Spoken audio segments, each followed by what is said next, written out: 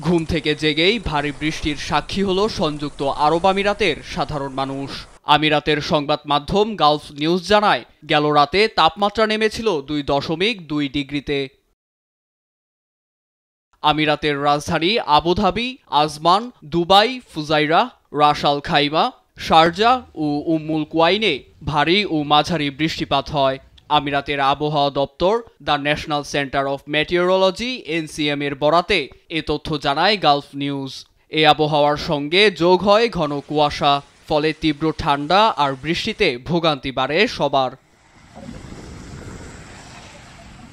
শহরের রাস্তায় জমে পানি, এতে চালক ও পথচারীদের সাবধানতা অবলম্বনের আহ্বান জানিয়েছে স্থানীয় প্রশাসন। আর সড়ক দুর্ঘটনা এড়াতে রাস্তায় নামে পুলিশও।